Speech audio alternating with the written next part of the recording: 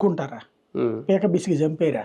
అదే కదా. అదేంటంటే ఆయన ఏదో మాట్లాడేస్తున్నాడు అసలు. అంటే రియాలిటీకి సినిమాకి చాలా తేడా ఉంటుంది. సినిమాల్లో తొడగొట్టగానే ఎగిరి కింద పడతారు, అవును, నిజ జీవితంలో అట్ట కింద పడరు, తొడాల్సిపోద్ది గట్టిగా కొట్టుకుంటే. అది. ఉమ్, కాబట్టి అట్లాంటిది ఆయన ఏంటంటే ఇంకా సినిమాటిక్ గానే మాట్లాడుతున్నారు. ఉమ్, ఆ సినిమాటిక్ నుంచి బయటికి రాకపోతే ఎవరు ఏం చేయలేం.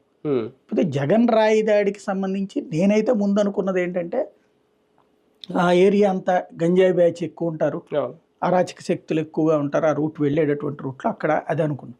అయితే తర్వాత ఇప్పుడు తేలుతున్నది ఏంటంటే ఆ పర్సన్ ఎవరైతే చేసినటువంటి వడ్డెరగాళ్ళకి చెందిన సతీష్ కావచ్చు, లేకపోతే ఆ దుర్గారావు కావచ్చు, ఉమ్, ప్లాన్డ్గానే చేశారు. ఉమ్, అయితే బోండా ఉమా అనుచరులు అన్నటువంటిది కానీ బోండా ఉమా చేయించాడని అనుకోవట్లేదు నేనైతే. ఎందుకంటే చూస్తూ చూస్తూ ఏదో చేయమని అంటారా?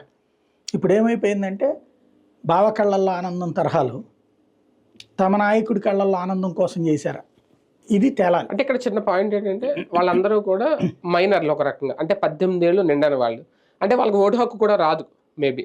కనీసం ఓటు హక్కు కూడా రాని వాళ్ళకి జగన్ మీద అంత కోపం వచ్చేసి ఆయన రాయితో కొట్టేసి చంపేయాలన్నంత కసి ఎందుకు వస్తుంది? ఇది ఉన్మాదం అనేటువంటిది ఈ మధ్యకాలంలో పెరుగుతుందని నేను చాలాసార్లు చెప్పాను.